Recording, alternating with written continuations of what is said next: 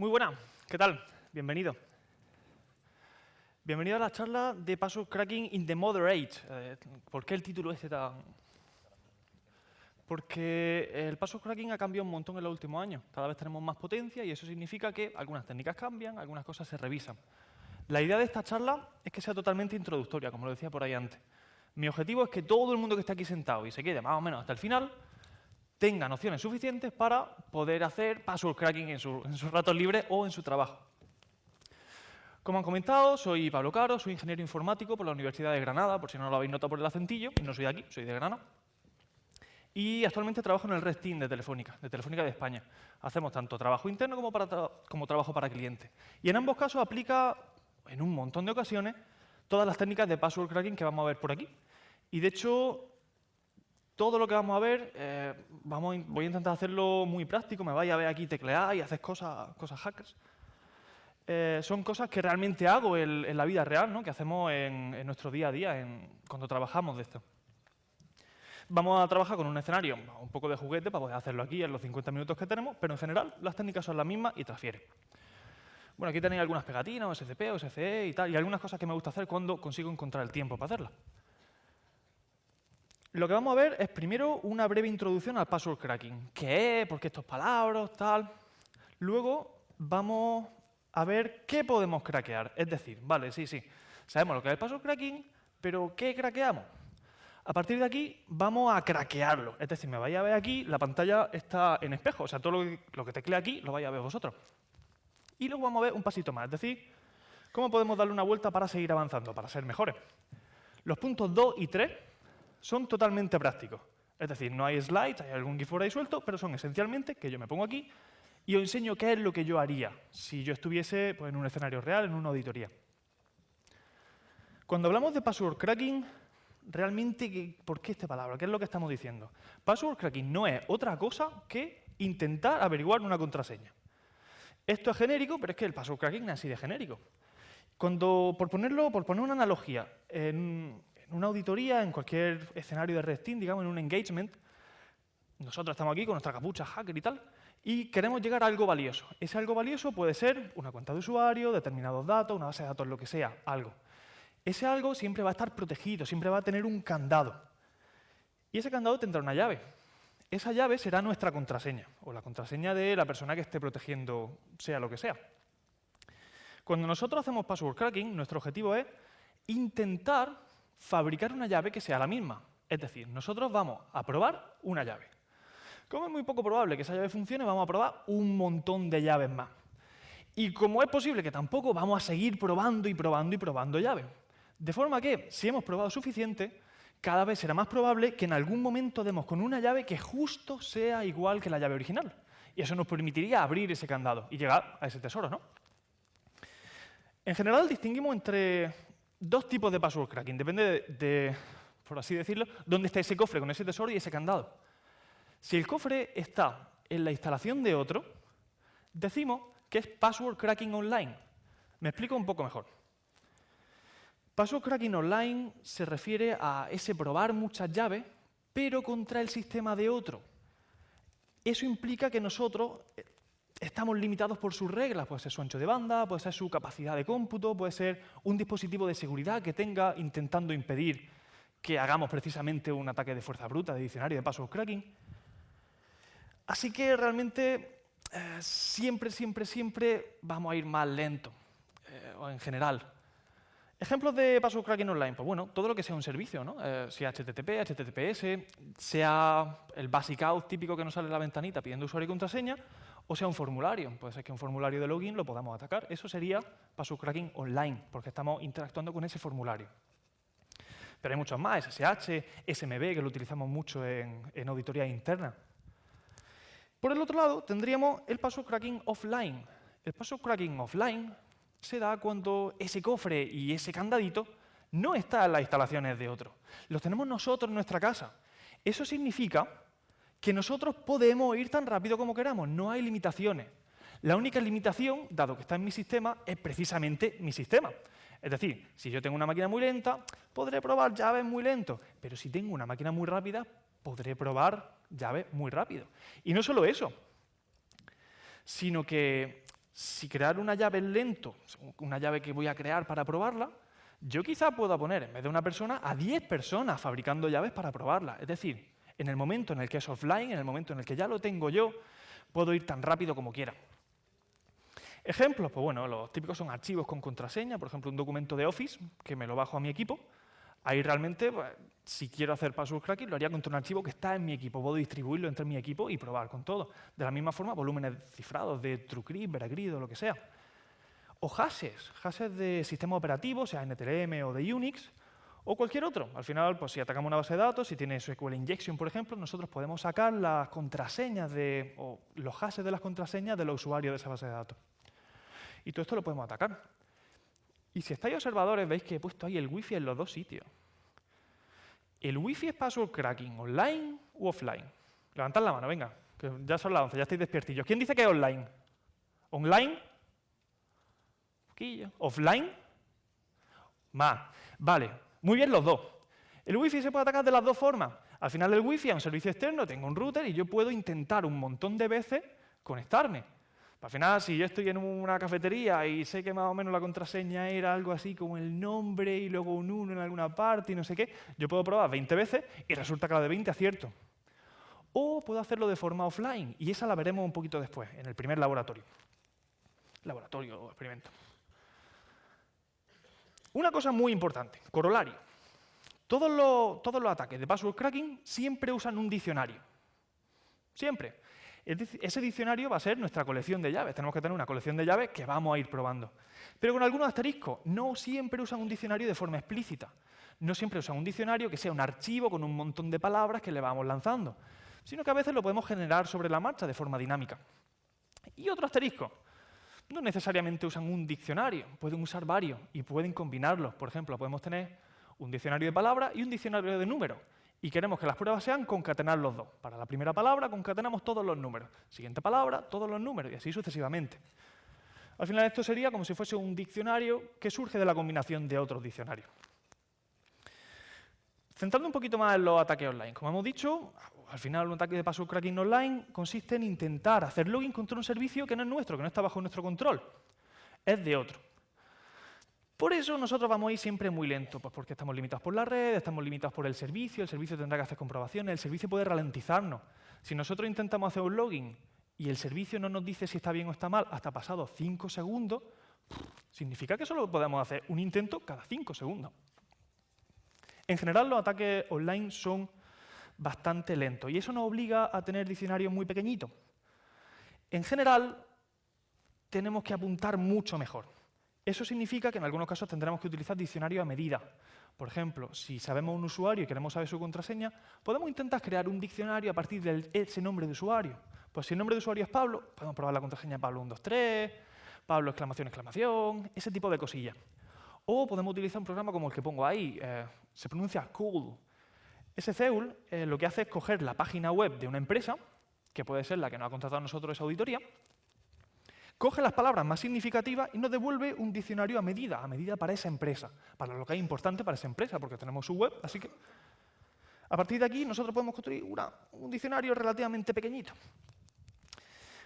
Estos ataques en general son poco interesantes, por el motivo de que es simplemente crear un diccionario pequeñito, atacar y esperar. Esperar dos cosas. Primero, esperar a que acabe, porque son lentos. Siempre hay algo en medio que intenta pararnos y, de hecho, muchas veces los dispositivos de seguridad van a impedir que hagamos este tipo de ataques. Después de 3 intentos de login, pueden tirarnos. En SMB, por ejemplo, a partir de X número de intentos, pueden bloquear el usuario y ya estamos vendidos. Y segundo, esperar que no te pillen. Son muy ruidosos. Un ataque de password cracking online canta un montón. Cualquier pieza de la red, cualquier pieza que haya en medio, puede ver un ataque de este tipo. Son muy cantosos, son muy evidentes. Por eso, esto va a ser lo último que hablemos de los ataques online. Son relativamente fáciles, se pueden ejecutar con un montón de herramientas, depende del caso de uso. Una de las más famosas pueden ser Hydra, Medusa. En el caso específico de ataques para web, tenemos Burp, o Burp, según le llamáis cada uno, con el módulo del intruder, que lo que hace precisamente pues, cambiar el usuario y la contraseña para iterar sobre determinadas listas, sobre diccionarios. O Nmap con los scripts de NSE, que tiene algunos scripts que permiten hacer esos ataques de fuerza bruta. O incluso Metasploit. Metasploit al final no es más que una colección de herramientas que hacen cosas, y algunas de esas cosas son precisamente ataques de fuerza bruta. Ataques offline. Aquí ya la cosa ha cambiado un poco, porque esta vez ya son mis reglas. Ya está en mi sistema, ya vamos al ritmo que yo quiero. Así que voy a ir tan rápido como pueda. Eso significa que en muchos casos voy a utilizar diccionarios desde grandes hasta absolutamente colosales. Depende de qué es exactamente lo que estoy atacando. Pero en general, tengo muchísimo más margen. Y de hecho ya puedo abrir un poco mi mente. Ya antes estábamos hablando de un diccionario pequeñito. Ahora ya no tiene por qué ser simplemente un diccionario o un archivo de texto con un montón de palabras. Puede ser una máscara, que las veremos después, que son una forma de generar diccionarios de forma dinámica muy, muy grande. O incluso puede ser ataque híbrido. Puede ser combinar un diccionario que sea un archivo con una máscara con determinados números que generamos de forma dinámica. Los vamos a ver luego también. De hecho, en algunas ocasiones, incluso necesitamos generar más trabajo, porque nuestro equipo va tan rápido craqueando cosas offline que se aburre. Así que la gente se inventa cosas para intentar craquear más. Tenemos que tener en cuenta que, en general, si tenemos un montón de contraseñas, aproximadamente el 20% van a ser muy cutres. Muy cutres, muy fáciles. Un 60% intermedio va a ser de una dificultad intermedia, se puede ir rompiendo poco a poco. Y el último 20% va a ser muy complicado de romper. Suelen ser esas contraseñas, pues, o bien que se han generado con un gestor de contraseña, que son aleatorios y tal, o las contraseñas de la gente que ya le ha dado un poquito más al coco y lo ha puesto un poco más difícil. Esas contraseñas, las de la gente que le ha dado un poquito más al coco, son las que se intentan atacar con ese aún más trabajo. Tenemos ataques de combinación especial, como los ataques tipo Prince, tenemos ataques de gran creatividad, como redes neuronales y demás. Se puede hacer más. Los programas que se usan normalmente para este tipo de cosas, también depende del caso de uso, ¿no? El principal es Hashcat, que va a ser lo que vamos aquí hoy, lo que vamos a ver. Pero también tenemos John, que fue de los pioneros en este tipo de cosas, que ha ido creciendo con respecto... O sea, según avanzaba la tecnología, John ha ido avanzando con ella. Pero también tenemos algunos específicos, por ejemplo, fcrackzip o truecrack, que se dedican el primero a craquear zips con contraseña y el segundo a craquear volúmenes de TrueCrypt. Obvio, ¿no? Vale. Tenemos los programas para romper. Sabemos que va a estar en mi sistema, que podemos romper cosas. ¿Pero qué rompo? ¿Qué es lo que voy a craquear? ¿Ese password cracking? ¿Cuál es el password al que le voy a hacer cracking? Vale. Segunda parte. Vamos a capturar cosas. Vamos de forma práctica, lo voy a ver aquí. No tengo vídeo, así que esto es a pecho descubierto. Si sale bien y si no, pues efecto demo. Vamos a capturar varias cosas para luego poder craquearlas. Lo primero que vamos a hacer es la Wi-Fi. Vamos a hacerlo lo primero porque esto es la ruta y aquí ha buscado todo el mundo cómo hackear la Wi-Fi de tal. Mucha gente de aquí lo habrá hecho, así que no voy a sorprender a nadie, lo vamos a hacer rápido. Escenario. Tengo esta tarjeta. Esta es una tarjeta normal y corriente, una tarjeta Wi-Fi que voy a poner en modo monitor para intentar capturar paquetes. Aquí voy a ir muy rápido porque el objetivo no es aprender a craquear Wi-Fi, sino...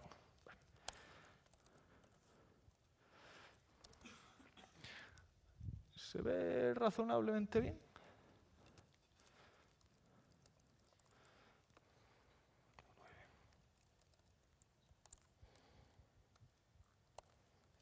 Si hago así, ¿se ve mejor? Vale.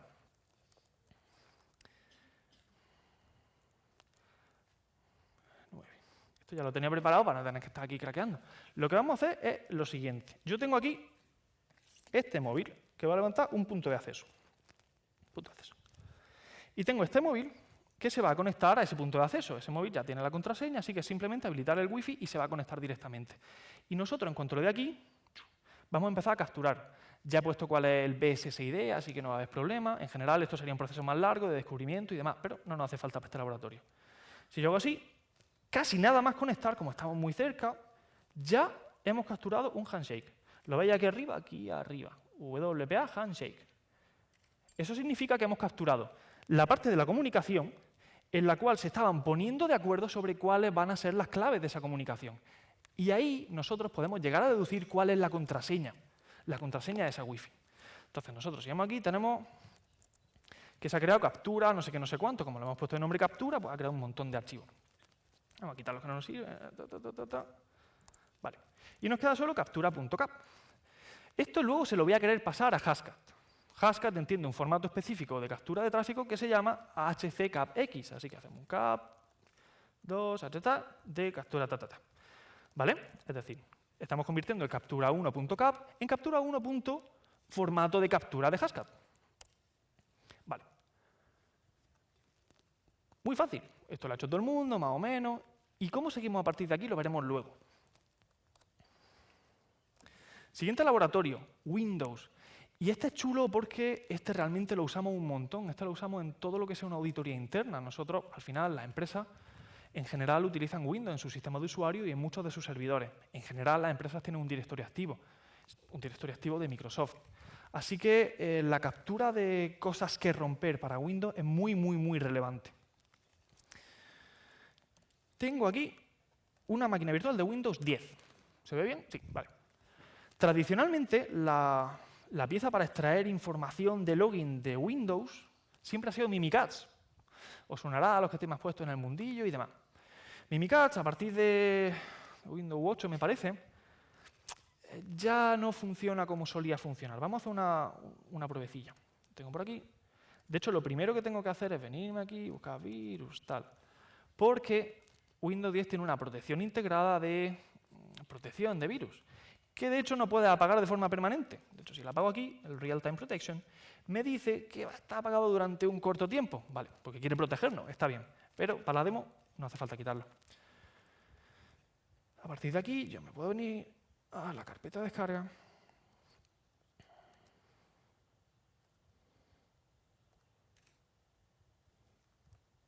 Vale, y tenemos aquí Mimikatz, que hay que ejecutar como administrador. Muy importante. Para capturar información para romper en un Windows, en general hay que ser administrador de esa máquina. Es decir, nosotros de alguna forma ya hemos tenido que comprometer esa máquina. Vamos a suponer que, por el motivo que sea, ya tenemos las credenciales de administrador, nos hemos logado como el usuario administrador y tenemos permisos de administración. Esto puede darse en un escenario real, por ejemplo, si nosotros somos capaces de comprometer algún equipo de una forma y resulta que ese equipo tiene un usuario administrador local que tiene la misma contraseña en todos los equipos de la organización. Eso lo he visto así de veces. Si yo hago esto, yo puedo decir... Y luego puedo decirle, lo pongo así, ¿se ve bien? Sí. Que sea los passwords. Y lo que hace Mimikatz es darme un montón de información. De hecho, si nos vamos arriba del todo, que es donde va a estar la información que queremos, ya vemos que hay un usuario que es administrator en el dominio este equipo y nos da el hash NTLM, que es el que vamos a usar después. Vamos a explicar después qué es, pero de momento vamos a quedarnos con que nos ha dado un hash NTLM. En versiones anteriores, Windows 7, y en Windows, después de Windows 7, habilitando una clave de registro, el proceso que utiliza Mimikatz para sacar la información de login guarda la contraseña, en algunos casos, en claro. Es decir, antes, pues, si lo habéis usado alguna vez con equipo antiguo, aquí, directamente, en ese null que sale ahora, antes me daba cuál era la contraseña del usuario. No tenía que pelearme con el NTLM, que ya veremos lo que podemos hacer con él, sino que directamente me decía cuál era la contraseña, en claro. Eso ha cambiado con los sistemas más modernos. Decía que lo que hace Mimikatz es acceder a ese proceso, el SAS.exe, que es el proceso que guarda la información de login. Pues bien, Mimikatz ahora mismo es muy difícil hacerlo indetectable por antivirus. Se puede hacer, es un poco trabajoso, pero se puede. Pero en general es complicado, me tengo que ir, apagar la protección antivirus, etcétera, etcétera. Porque Mimikatz no se suele usar para cosas buenas. Es difícil justificar un uso legítimo para Mimikatz. Así que simplemente se flaguea como malo y punto. Realmente lo que hace, lo podemos hacer nosotros de alguna otra forma. Nosotros podemos venirnos aquí y decir, vale, el proceso LSAS. Ese proceso LSAS yo me puedo venir aquí y decirle, créame un dump. Lo que estamos haciendo aquí es coger toda la memoria de ese proceso y llevárnoslo a un archivo. Ese archivo ya nos lo podemos llevar fuera, a otra máquina. Y ya lo podré tratar con Mimikatz o con lo que sea. Si le doy, me creará el vale. Resulta que a día de hoy muchos antivirus ya empiezan a marcar esto como sospechoso, como que aquí está pasando algo que huele a quemado, porque no hay un uso legítimo tampoco, hay poco uso legítimo de hacer ese dump del proceso LSAS. Así que muchos antivirus simplemente te borran ese archivo. Lo creas, no pueden impedirlo porque al final el Task Manager no es nada raro, pero lo tiran. Da igual con que lo hagas, si con el Task Manager, si con el ProcDump, da igual, siempre muchos antivirus lo tienen. De todas formas, si os fijáis, aquí realmente lo único que me ha dado es el usuario administrator, pero a mí me consta que hay más. ¿Y cómo puedo yo sacar los demás? Bueno, pues el proceso LSASS, que es el que estamos atacando, es el proceso que gestiona los logins en memoria, un proceso que se ocupa de que cuando viene un usuario, digamos, le deja pasar al sistema o no, o le deja pasar a otros sistemas porque puede almacenar sus credenciales. Pero ¿y si un usuario no se ha logado en el equipo? Pues no va a estar en memoria. Si desde el último reinicio ese usuario no ha metido su contraseña, ese hash no va a estar en la memoria del proceso. Así que tenemos que sacarlo de otra forma. Si nosotros abrimos un CMD, como administrador importante, nosotros podemos hacer una extracción de los archivos SAM, Security y System, que si a alguno le suena, son los que tienen la información de los hashes. Es decir, se guardan en un punto para que cuando un usuario se intenta logar, se compare con lo que tiene almacenado. Nosotros, siendo administradores, insisto, podemos hacer reg, save, klm de SAM en el archivo SAM. Lo mismo con security, y lo mismo con system. Pero poniendo el nombre bien. Vale, lo que hemos conseguido es crear aquí 3 archivos. Es el que teníamos antes, no nos hace falta, y ahora tenemos estos 3 archivos. Esos 3 archivos nosotros los podemos llevar a una máquina que los parsee. Y para ir un poco más rápido, no vamos a hacer la extracción, sino que directamente nos vamos a venir aquí y le voy a decir cuáles son esos archivos. En este caso vamos a usar una herramienta que forma parte de la suite de Inpacket, que si alguno trabaja de esto la conoceréis y la veneraréis como todo. Y le estamos diciendo, oye, sácame los secretos que guardan la SAM, el System y el Security. Y aquí ya, si nos fijamos, ya no solo tengo el hash del administrator, sino que tengo otros tantos. Lo voy a poner aún más grande. Tengo administrator, guest, default account, pcaro, que resulta que soy yo, y un tal Luis y una tal Marta, con sus respectivos hashes. Estos los podremos utilizar luego.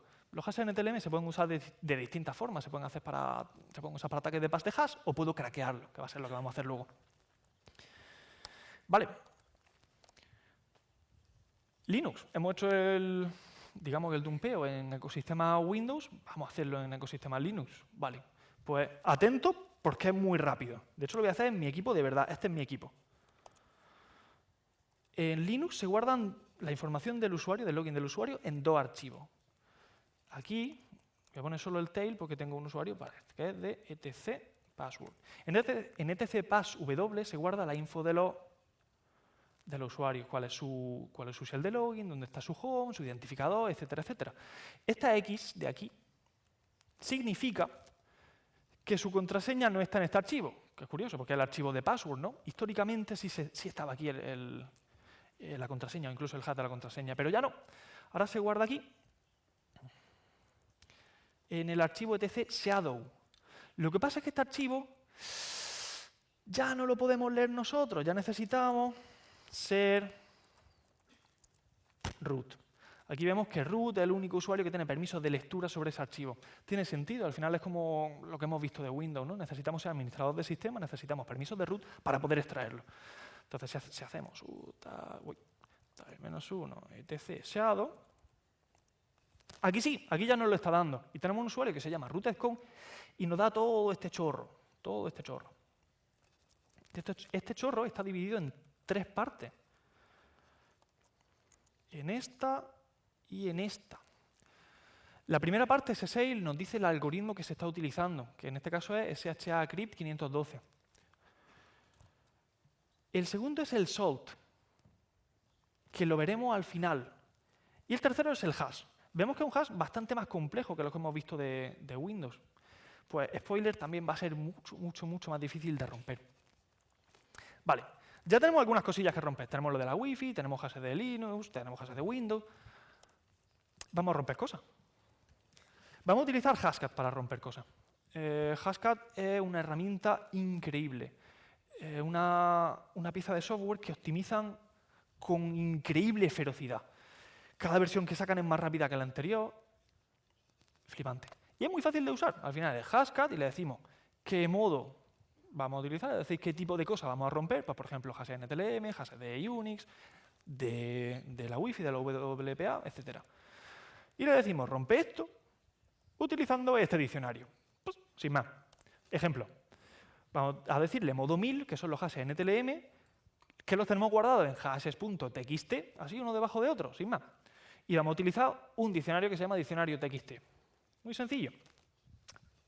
¿Recordáis que hemos hablado de los ataques de máscara? Vale, pues simplemente vamos a cambiar ese diccionario.txt por, oye, A3, que significa hashcat. En vez de usar un diccionario que es un archivo, genéralo tú. Porque A3 es el modo de generación basado en máscara. Y le damos esta máscara. Vamos a explicar muy rápido lo que significa. Las máscaras se definen como piezas que pueden ser constantes y piezas variables. Esas piezas variables son las que va iterando. Por ejemplo, si le decimos interrogación L, la máscara va a ser pasar por todas las letras minúsculas, L de lowercase. Si le decimos una U, todas las mayúsculas. Y si le decimos un D, todos los dígitos. Lo que estamos diciendo aquí es, vale, hashcat, genérame todas las contraseñas de longitud 8, si lo contamos, vamos a ver que hay 8 piezas exactamente, con la siguiente estructura. Empiezan por mayúscula, tienen 3 minúsculas y luego 4 dígitos. ¿A alguno le suena un poco esa estructura? En el momento en el que te dicen que ponga una contraseña de 8 caracteres, va a tener más o menos esa pinta. Si tienes que poner una mayúscula, casi siempre la va a poner al principio. Y si tienes que poner un número, casi siempre va a estar al final. Esta estructura se usa un montón en las cuentas de usuario, de pentesting interno, digamos, cuentas corporativas del directorio activo, cuando hay una restricción de 8 caracteres. Y caen así. O podemos hacer la de WPA. Aquí he metido alguna opcioncilla más. S-O y S-W3 le estamos diciendo, oye, ve lo más rápido que puedas ir. Menos O mayúscula significa usa el kernel de OpenCL, porque hashcat por debajo tira de OpenCL, optimizado. Y además W3 significa coge todos los recursos que quieras. No voy a usar el sistema para nada más. Puede ser un devorador de recursos. Pues vamos a craquear cosas. Lo primero, lo más sencillito, es romper con diccionario. Entonces, esto lo quitamos, no nos interesa. Tenemos aquí nuestra captura 1 httcap. Entonces, si hacemos hashcat -m 2500, ¿qué he puesto? Hashcat, ¿no? Hashcat -m 2500. Vale, lo tengo ya aquí. Captura tal, y le vamos a dar un diccionario que se llama Kaonasi, que si alguno estuvo por aquí el año pasado lo presentamos, y si no, pues tampoco pasa nada. Esto es lo que hemos dicho antes. Hashcat usa el modo 2500, que yo ya sé que es WPA. Quiero que rompas esto, que es lo que hemos capturado antes con la antenilla, y quiero que use ese diccionario. Como inciso muy rápido, si nosotros hacemos hashcat -help,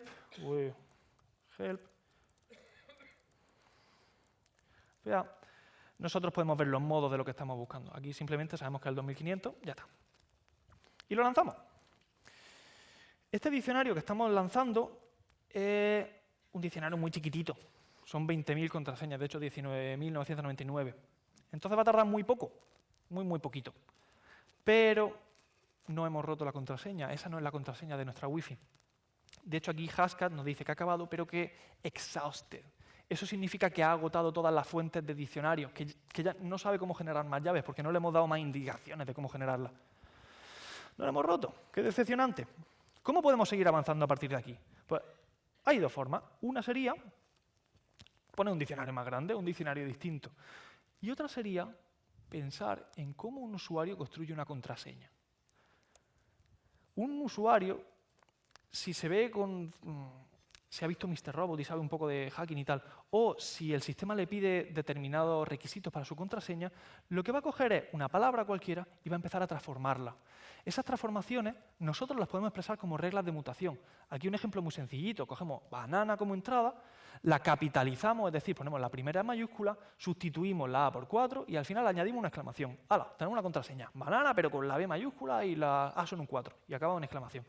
Esto lo podemos hacer tan complicado como queramos y siempre vamos a tener una entrada, una transformación, una mutación y una salida. Hay un montón de reglas estándar que de hecho vienen con Hashcat, que ya se sabe que son muy buenas porque las ha probado mucha gente a lo largo de muchos años y están muy optimizadas. Y, como he dicho, si estuvisteis en la RootedConf del año pasado, os sonará que sacamos alguna revisión de reglas de mutación que funcionan muy bien. Vale, pues vamos a hacer la cosa, vamos a coger el diccionario de antes, vamos a mutarlo un poquito. Aquí le estamos diciendo a Hashcat, oye, como iba, pero ahora usa el archivo de reglas, -r, este que tengo aquí, rules, Camaji 50. Una cosa muy importante, lo voy a anotar y la cuento mientras. Cuando nosotros tenemos un archivo de 50 reglas de mutación, lo que estamos haciendo es que para cada palabra del diccionario vamos a aplicar 50 mutaciones. Eso significa que si tenemos un diccionario que son 10.000 palabras y ponemos 50.000 mutaciones, perdón, 50 mutaciones, nos vamos a encontrar que tenemos un diccionario de 50.000, porque se multiplica lo uno por lo otro, ¿no? Es decir, en el momento en el que no tengamos cuidado y queramos abarcar más de la cuenta, se nos va a ir un poco. En este caso, tenemos unos diccionarios muy pequeñitos y si os fijáis, ese Camaji le he puesto en 50 porque son solamente 50. 50 reglas por un diccionario de 20.000 es asumible, pero si os fijáis ya no está acabando instantáneamente como antes. Si nosotros le damos al status, vemos que está haciendo aproximadamente, está comprobando unos 3.000 hashes por segundo, 3.000 contraseñas por segundo. Es decir, estamos generando 3.000 llaves cada segundo y probando a ver si es, a ver si es, a ver si es, a ver si es, a ver si es. Uy, pensé que estaba enchufado, pero no. Y nos quedan 7 minutos, qué tensión. Vale, venga, vamos a enchufarlo y mientras voy hablando.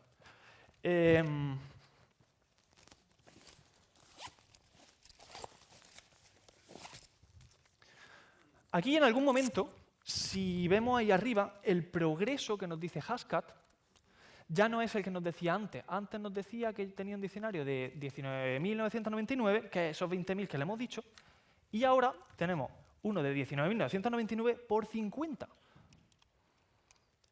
que es este número de aquí. Uy, critical.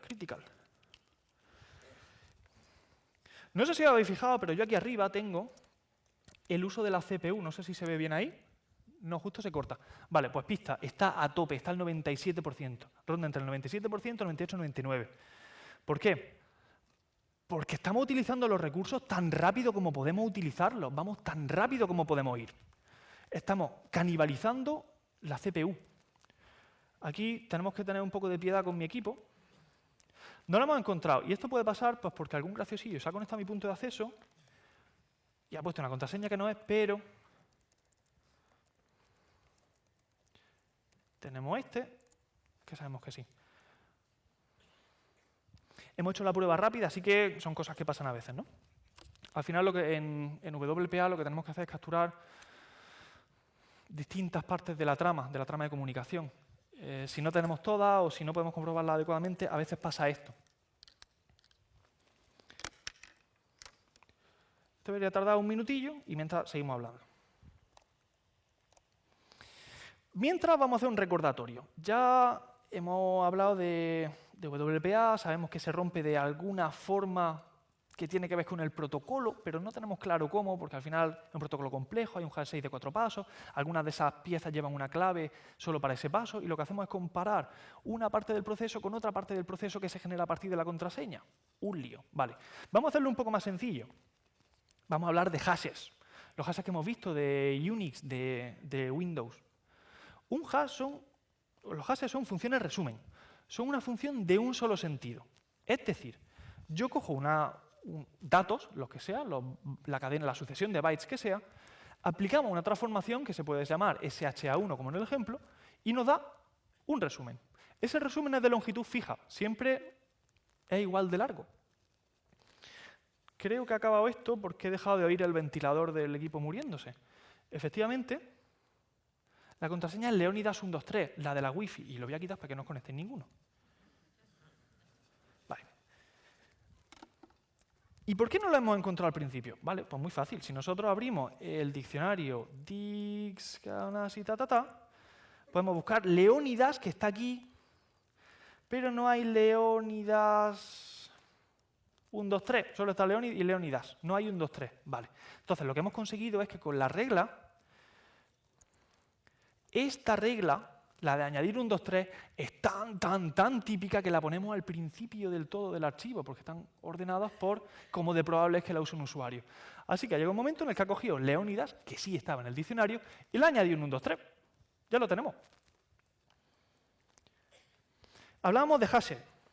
Decíamos que podemos coger una sucesión de datos y calcular el SHA1 o el hash que sea, y nos da un resumen.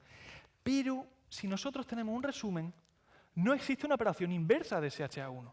Si hacemos una multiplicación, podemos hacer una división, que es la operación inversa de la multiplicación. Pero si hacemos un hash, no hay un anti-hash, no hay un hash a la -1. No existe, no podemos calcularlo. Claro, pero no me está diciendo que vamos a romper hashes, entonces ¿cómo lo hacemos? Pues parecido a lo que hemos dicho. Si nosotros tenemos un hash que queremos calcular, lo que vamos a hacer es aprovecharnos de que calcular esos hashes es relativamente rápido. Depende del tipo de hash. Algunos son relativamente rápidos, otros son bastante lentos y otros son muy rápidos de calcular. Nos aprovechamos y empezamos a probar. Cogemos un diccionario y decimos, oye, ¿qué pasa si yo calculo el SHA1 de pepinillos? Pues me da ese hash. ¿Es el mismo que estoy buscando? No. Pues entonces simplemente sigo iterando sobre mi diccionario, sobre mis reglas, sobre lo que sea. Sigo haciendo pruebas y calculando los hashes. Y si tengo suerte, llegará un momento en el que la entrada de ese SHA1 me dará un hash que es igual que el que estoy buscando. Es decir, ya he encontrado una cadena, una sucesión de datos, tal que, si calculo el SHA1, me da el hash que estoy buscando.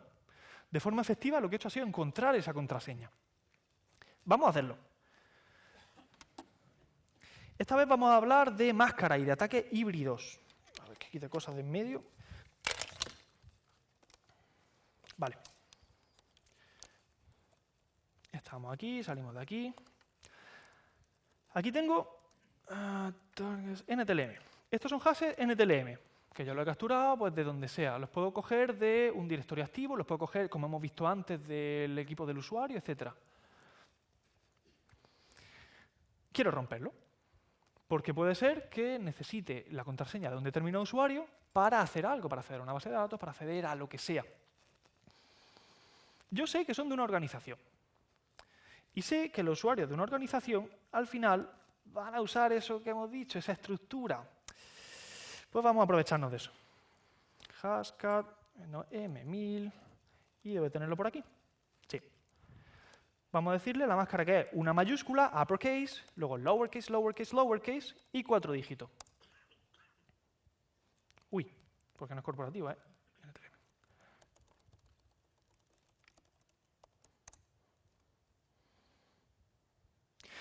Y empiezan a salir cosillas. Vale, pues realmente estamos cogiendo esos hashes y estamos consiguiendo generar una cadena tal que calculado el hash NTLM de esa cadena nos da el mismo hash. Interesante. Antes, cuando hemos roto el WPA, estamos probando, en el mejor de los casos, a unos 5.000 contraseñas por segundo. ¿Sabéis a cuánto estamos comprobando aquí? Porque si alguno le ha dado al coco, se habrá dado cuenta de que esto son muchas combinaciones. Esto no son 20.000. Estos son 26 mayúsculas por 26 minúsculas por 26 minúsculas por 26 minúsculas por 10 por 10 por 10 por 10, que son los dígitos. Ese es un número muy grande. Eso significa que si estamos avanzando, estamos yendo muy rápido. De hecho, si le damos a status, vemos que ya no estamos haciendo 4.000 o las que sean. Estamos haciendo 70.000. Vale, pues vamos a hacer otra cosa. Hashcat podfile. Quitamos el podfile, luego contaré un poquillo lo que es. Si nosotros volvemos a hacer lo mismo, pero con la opción "-o", que significa usa kernel optimizado, y con la opción "-v3", que significa me da igual lo que pasa con los recursos, reviéntalo todo, ahora estamos yendo mucho más rápido que antes. Y de hecho, si le damos al status, ¡hola! Ya no estamos yendo a 80.000 hashes por segundo. Perdón, nos hemos comido una K. No es 80.000 hashes por segundo, es 80.000 kilohashes por segundo. Eso significa que no estamos haciendo 4.000 como antes, estamos haciendo 79 millones por segundo. Pero es que ahora, con el kernel de OpenCL optimizado, estamos haciendo 180 millones por segundo. Estamos yendo muy rápido, muy rápido. Vale. Hemos capturado 4 de los 14. Vamos a volver a hacerlo, pero esta vez cambiando este por una L y este por otra L. Este es otro patrón. En vez de acabar en 4 números, que suele ser para fecha y cosas así, suele coincidir con fecha y demás, vamos a hacer por el típico que acaba en 12, va a acabar en 99, va a acabar en lo que me gusta a mí. Si os fijáis, aquí dice que quita 4 hashes que están en el podfile. ¿Esto qué significa? Que Haskell ya ha visto esos hashes. Como ya lo ha visto, ya sabe a qué corresponden. Como ya sabe a qué corresponden, no va a intentar craquearlos de nuevo. Simplemente dice, esto ya sé cómo va. Esto no te lo voy a calcular. Esto ya te lo digo yo, porque ya lo sé. Voy a calcular el resto. Aquí vemos que siguen saliendo. Como curiosidad, todos los hashes que están aquí son de verdad de gente que se ha puesto esta contraseña. Salami 01, pues no sé. Me gusta mucho el salami, no sé. Vale, aquí vemos que estamos en 181 millones por segundo y fijaos en el progreso. Antes teníamos un diccionario de 20.000 o de 20.000 por 50. Esto es lo que estamos probando ahora. Vamos a ver si se lee ese número. Estos son millones, estos son miles de millones. Estamos probando 30.000 millones de contraseñas. Nuestro diccionario, el diccionario que estamos generando de forma dinámica con esta máscara que hemos puesto aquí, tiene 30.000 millones de contraseñas. Estamos yendo muy rápido. Pues estamos yendo muy rápido porque estamos usando hashes NTLM, que son bastante rápidos de calcular. Si esto lo hiciésemos con Unix, con los hashes ese que hemos visto por ahí en el RootScon que ha salido de mi equipo, ahí ya no tardaríamos los 2 minutos, el minuto y pico que dice que va a tardar. Ahí tardaríamos años. Esos hashes son muy lentos de craquear. Mientras acaba y no acaba, vamos a hacer otra cosa. Nosotros hemos dicho que podíamos combinar diccionarios, podíamos coger un diccionario con palabras y un diccionario con números. Pues bien, hay 2 diccionarios de este tipo que son increíbles para romper contraseñas corporativas. Sobre todo contraseñas corporativas en las que la contraseña tiene que cambiar cada cierto tiempo. Mira, Martín 96. Hay contraseñas que la gente tiende a ponerse. Pues porque es muy sencillo, si tienes que cambiar una contraseña cada 3 meses, no va a coincidir el año, pues ¿y si mi contraseña de la primavera de 2020 es primavera 2020? Pues bien, os sorprenderá o no. Vamos a dejar que acabe. Pero yo tengo aquí en diccionario una que es meses, que tengo todos los meses, en este caso con la primera en mayúscula. ¿Por qué lo he puesto así? Pero no necesariamente. Si os fijáis, el otoño lo he puesto 2 veces, pues por la ñ, pues porque alguien puede poner ñ y alguien puede no ponerla. Vamos a combinar eso. Sinenita69 es una contraseña que me encontré por ahí. Vamos a combinar eso y van a la 99 también. Este ya acaba, ¿vale? Hemos sacado 9 de las 14 que estamos intentando romper. Vale, pues vamos a hacer una cosa. Vamos a hacer Haskell, pero en vez de la 3 vamos a usar el modo A6. No lo tenemos aquí, da igual, lo ponemos. El modo A6 lo que hace es lo que hemos dicho, combinar un diccionario, en este caso no con otro diccionario, sino con una máscara, como la que estábamos haciendo ahora. Así que yo puedo poner dix meses. Y la máscara que vamos a poner es, vamos a decir que se han puesto el año, es decir, 2010 dígito. ¿No? 10.010 dígito.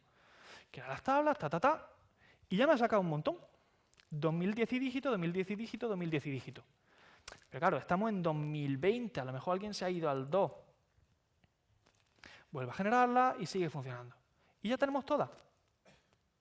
Esto de iterar sobre fecha es súper típico.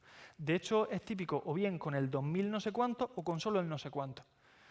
Cuando volváis a vuestras empresas, todos los que tengáis contraseña primavera 20 o primavera 2020, pues la cambiáis por otra, que no sea tan fácil de romper. Vale, vamos a ir un poquillo rápido.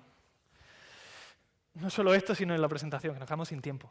¿Cómo puedo ir más rápido? Yo quiero ser más rápido, quiero craquear más rápido. Hemos llegado a 180 millones por segundo, pues quiero más potencia. Pues la compras, ¿no? Al final, resulta que el password cracking son muchas operaciones sencillas. La operación más pequeñita es calcular ese hash, fabricar esa llave y comprobar si funciona. Eso es relativamente sencillo. Nosotros estamos haciéndolo en la CPU. Las CPU son buenas haciendo operaciones bastante complicadas, pero solo de 4 en 4, o de 2 en 2, o de 8 en 8, según los cores que tengamos. Pero por ese orden de magnitud. Pero es que hay una pieza de hardware que es muy, muy, muy bueno haciendo un montón de cosas, muy pequeñitas en paralelo, muy, muy rápido. Algunos lo sabréis, las GPUs, las tarjetas gráficas. Las tarjetas gráficas que están optimizadas para jugar lo que hacen es mover un montón de polígonos muy, muy, muy pequeñitos de forma muy, muy rápida, pues porque lo queremos ver en nuestra pantalla, no tan grande como esta, pero grande. Claro, nosotros podemos comparar, en el caso de NTLM, este equipo, que es el de aquí, que es el i5 que es la CPU de este ordenador, un ordenador portátil con un 4310M, un portátil normal. Y ya me hace, en el mejor de los casos, en condiciones de benchmark y demás, hasta 342 millones de hashes por segundo. En el equipo de casa tengo una Nvidia 1080, una tarjeta de gama media alta de hace un par de años. Pues ya no estoy haciendo 342, estoy haciendo casi 40.000. Es decir, cambiando este hardware hemos multiplicado por más de 100 la velocidad.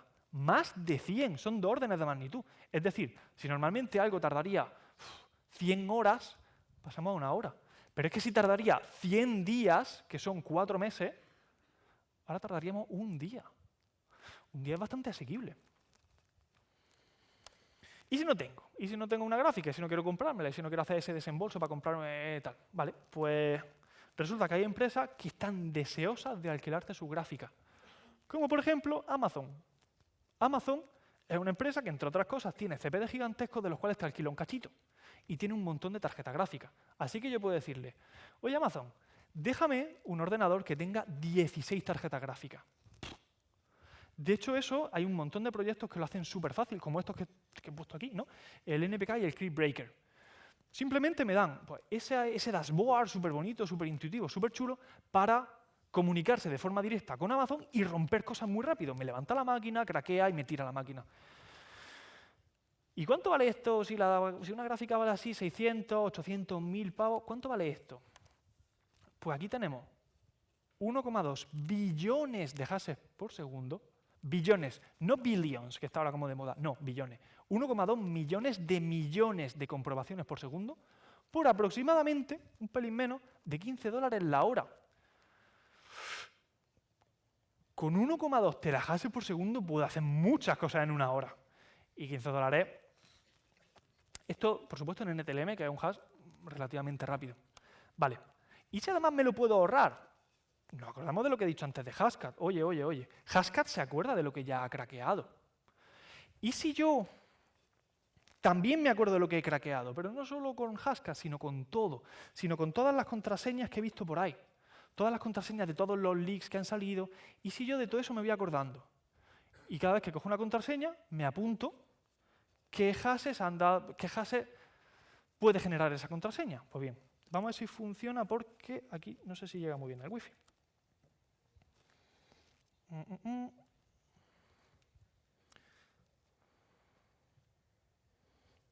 Este es un juguete que monté hace un tiempo.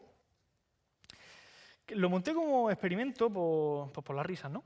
Y ha resultado que es muy útil. Si encuentro internet os lo enseño y si no, pues no os lo enseño.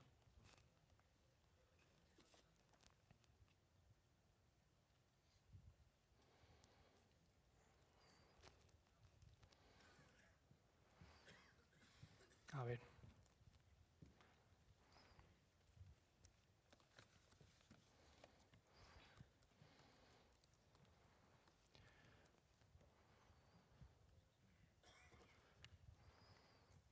Bueno, los problemas del directo, ¿no? Vamos a ver si conseguimos con el otro móvil.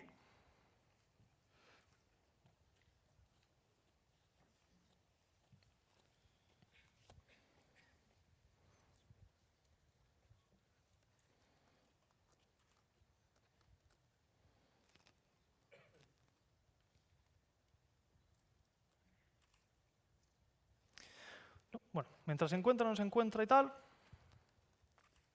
Igual nos hemos quedado así. Bueno, vamos a ver si lo podemos hacer después. Recordamos que nos estamos guardando un montón de hashes. De hecho, si nos venimos aquí, no tenemos que irnos por ahí a los juguetes que monto yo, sino que podemos irnos directamente a Hashcat, y aquí ya me guarda el podfile. Este es el que yo tenía aquí en este equipo antes de quitarlo porque aquí no me interesaba, quería hacer las pruebas, porque la mayoría de las contraseñas ya las he encontrado por ahí. Pero si nosotros abrimos este, podfile.old, aquí ya me estoy encontrando un montón de hashes y ya me dice cuál es la contraseña asociada a ese hash.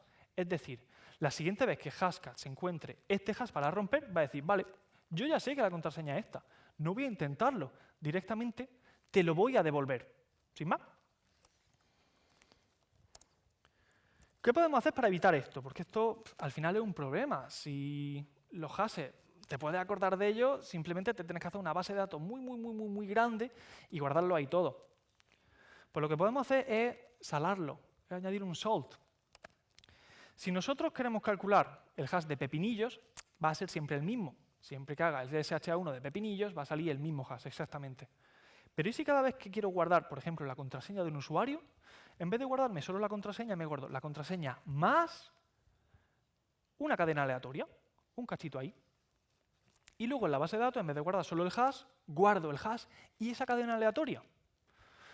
Entonces, la próxima vez que llegue un usuario e intente logarse, el sistema va a coger esa contraseña, le va a poner este salt, este de aquí, este churrillo aleatorio, y entonces va a calcular el hash, el SHA-1. Y si me sale aquí, si me sale igual, pues puede entrar.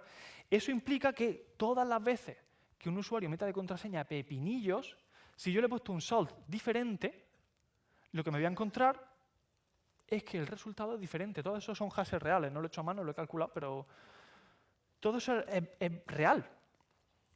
Y todos esos hashes son diferentes entre sí. Y de hecho podemos ver que son muy diferentes entre sí. No nos da ni siquiera una pista de una parte de la contraseña. Los hashes por diseño, dada una modificación en la entrada, por pequeña que sea, cambiar un 1 por un 0 en un byte, el hash resultante es radicalmente diferente. Siempre que hacemos una charla de password cracking, vamos a lo mismo. Y si yo no quiero que me craquee, pues hay dos opciones. La primera, este cómic, el que siempre se pone, ¿no? El Correct Horse Battery Staple. Es mucho más importante la longitud de la contraseña que lo compleja que la queramos hacer. Evidentemente, lo suyo es que sea no solo larga, sino también compleja. Pero lo más importante es sin duda la longitud de esa contraseña. De hecho, aquí no lo pone porque este cómic es ya un poco antiguo, ¿no? De XKCD. Pero la recomendación en general para un usuario normal es que utilice un gestor de contraseña. Es decir, que me genere esa contraseña de forma aleatoria. Yo no quiero ni saberla, quiero que me genere un chorro de 20, 25, 30 caracteres, no quiero ni verlo y quiero que se almacene ese, no quiero saberlo. Y salvo que tengamos que parece que no. Se me ha quedado un poquillo frito esto. Quería enseñar una cosilla, pero no va a ser posible. Así que acabamos aquí. Muchas gracias y si hay alguna preguntilla.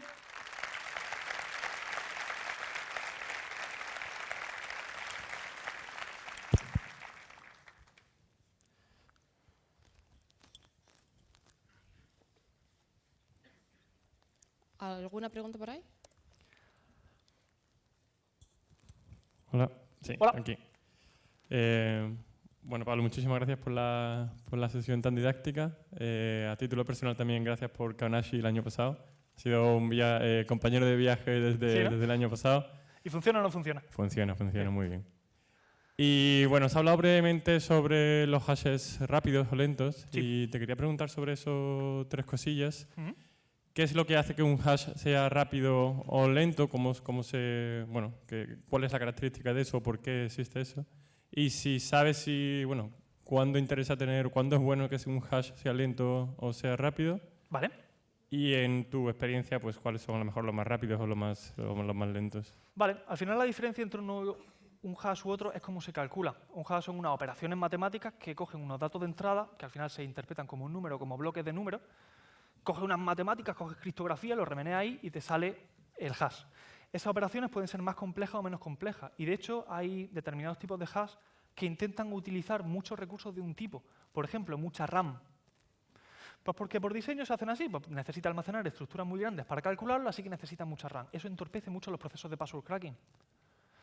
Al final, cómo de rápido o lento sea, es simplemente cómo se calcula. Relacionado con la tercera pregunta, ¿Interesa que sea rápido o lento? Pues hay dos puntos de vista. Desde mi punto de vista me interesa que sea lo más rápido posible porque quiero romperlo. Desde el punto de vista de la seguridad, interesa que sea lo más lento posible. Pero hay otra derivada.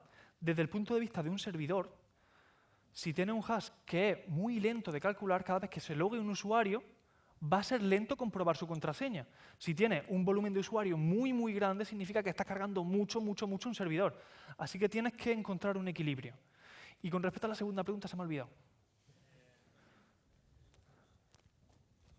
Sí, bueno, si en tu experiencia, ¿cuáles son a lo mejor los más rápidos, los más lentos que conozcas? Los más rápidos suelen ser los MD4, MD5 y derivados, SHA-1, hashes sin salt, que son sencillos, NTLM, que son los de Windows, precisamente porque están basados en MD4 y en algunas operaciones. Al final es como MD4 con un encoding concreto y darle una vuelta. Los más lentos, Bcrypt y esos nuevos que están saliendo que te lo ponen difícil. ¿Alguna pregunta más?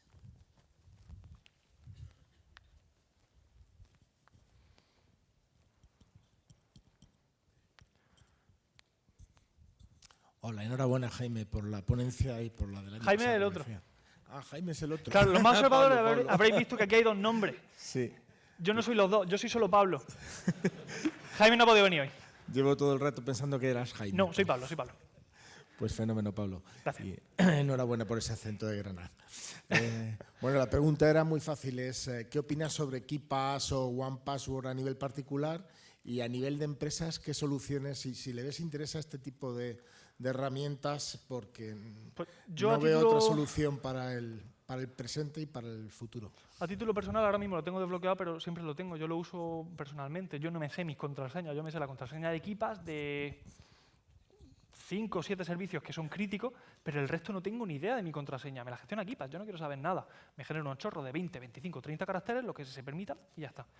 En el caso de las empresas, depende. Yo aquí tengo guardada en otra base de datos algunas contraseñas corporativas, pero son de uso personal. Un caso de uso puede ser el de contraseñas compartidas, que por el motivo que sea es necesario que un equipo utilice la misma contraseña para acceder a determinados sistemas. Ahí hay soluciones específicas.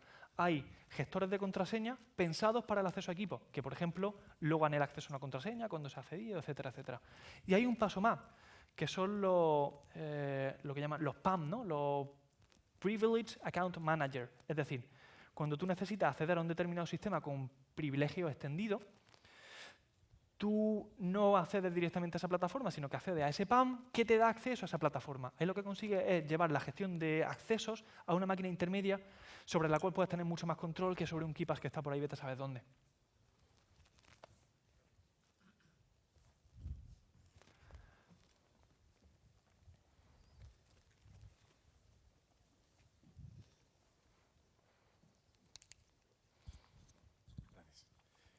Nos has dejado con la intriga, ¿qué es lo que nos ibas a mostrar que no te ha funcionado? Aunque sea Pues de hecho iba a conceptualmente. mostrar dos cosas, pero no me está cogiendo el wifi, se ha quedado pillado aquí lo que sea y no me va. Hoy vamos a enseñar dos cosas. La primera es Bacon Hash, por eso sale ese gif ahí de bacon delicioso haciéndose. Bacon Hash es el juguetillo que os comenté antes, que es una especie de base de datos, una lookup table realmente, de hashes MD5, NTLM, SHA-1, 256, 512. En el que tengo aproximadamente 15.000 millones de contraseñas ya calculadas, de todo lo que me he ido encontrando, de leaks, de un montón de historias. Los tengo ahí. Es decir, si en algún momento te encuentras un NTLM de un sistema, yo antes de craquearlo, lo primero que hago es lanzárselo a Bacon Hash, porque quizá ya lo tengo. Y si ya lo tengo craqueado, ¿por qué lo voy a craquear otra vez? Si ya se acuerda. Lo segundo, que me da rabia porque creo que es chulo. A ver si pudiéramos... NM no sé qué. No, este es el applet.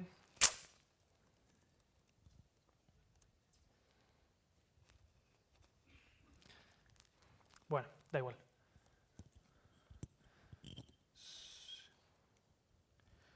A ver si me pudiese conectar desde aquí. No, es que no me está respondiendo la barra, da igual. El segundo es que hace muy poco tiempo salió un leak que alguno habréis visto por las noticias, que es el de HTC Manía, que para los que no lo conozcáis, es un foro de telefonía, de desarrollo y demás, un foro bastante grande a nivel español. Y lo pasaban el otro día algunos compis del equipo y estuvimos discutiendo sobre qué tipo de hash era, etcétera, etcétera. Y lo que monté esta noche en vez de dormir fue un cacharrillo que cogía todo ese DUM, lo metía en una base de datos como originalmente estaba y hacía una relación de cuáles eran los hashes con un usuario.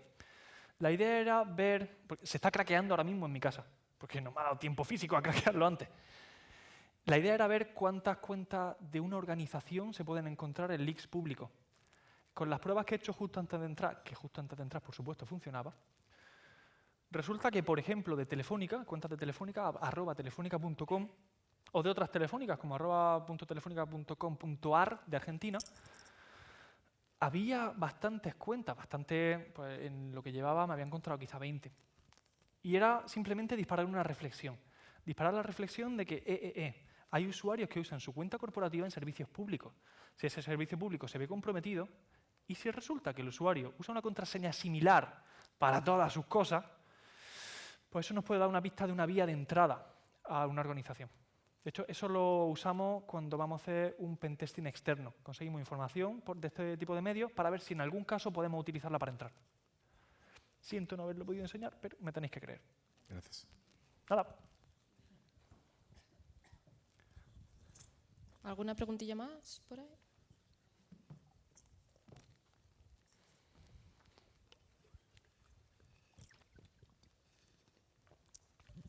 Buenas, enhorabuena por la charla. Gracias. Hemos estado viendo lo de la aceleración a través de la GPU para sacar más el cómputo del hash rate. Mi pregunta viene siendo, ¿cómo ves el futuro con lo que llaman el cracking cuántico? Que básicamente se va a poner muy de moda últimamente y supuestamente va a dejar a lo de GPU obsoleto también.